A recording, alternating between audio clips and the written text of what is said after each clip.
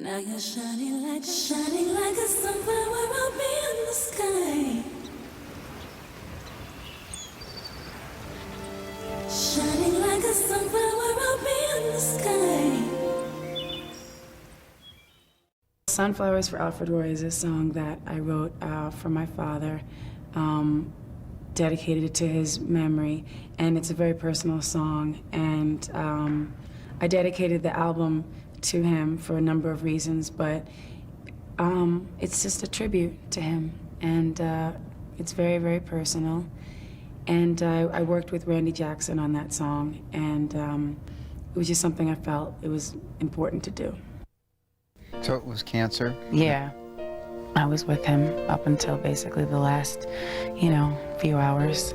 And a lot of family that hadn't seen each other in years came together, and that made him really happy, I know. It's kind of like a hard thing to talk about, but we had at the end, he couldn't really have flowers or things like that because he would have an allergic reaction. So the sunflower became this thing, and my mother told me that they used to grow sunflowers when I was little, and I didn't know that. So it became this thing where I always would bring sunflowers. And so for his memorial, we did the whole, the place where we had his memorial in sunflowers, and that's kind of why I did it for the video, for that scene. And there's a track on the album called Sunflower, right, Yeah. for him. Mm-hmm. So one of the songs of your new album you dedicated to your father, because he died recently. What sort of relationship did you have with him since your parents divorced when you were very young? They divorced when I was 3. When I was little, I was with him every Sunday or every other Sunday. That's another thing that people kind of never quite understood. It was like they said, oh, her father left her and this and that, and da-da-da. It wasn't that my parents got divorced. It's a reality. It happens. You know what I mean? Yeah. And so it's not that we had the closest relationship. We had a lot of nice times when I was growing up, but he was a very different type of person than I was. He was more of a strict kind of military engineer, aeronautical engineer, much more of a technical person than I am.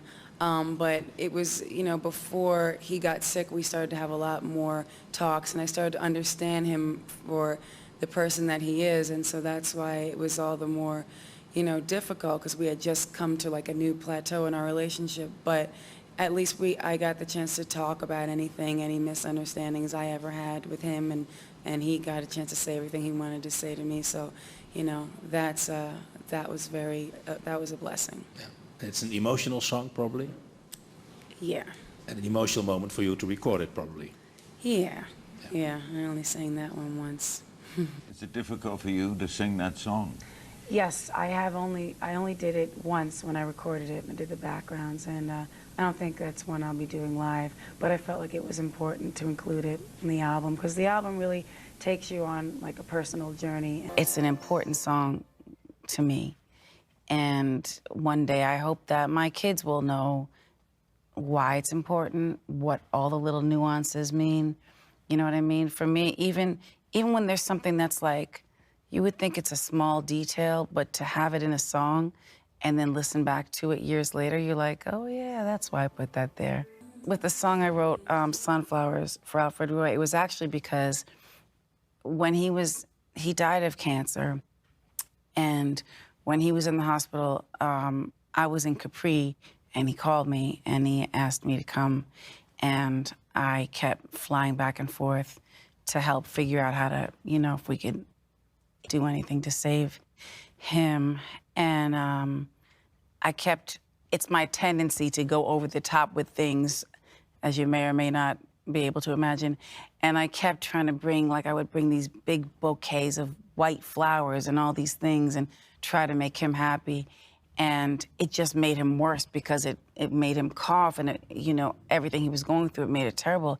And I felt so bad. And then I saw this picture, and there were these sunflowers in the picture. It was from the year before on Father's Day. And I was like, maybe I'll try sunflowers. Maybe that'll work. I don't know what made me know that, but I brought them, and they were the only flowers that worked and didn't mess with him. And so after he passed, it sort of became symbolic. Sometimes you'll lose somebody, and, a lot of times it's a butterfly for some people, a bird, or this or that. It'll sort of symbolize that person. The sunflowers became symbolic for me with regards to him. He sort of represented like this tall, proud sunflower for me. And so when I was writing the song, I wrote about specific moments in our lives from when I was a little kid. I wrote about just overall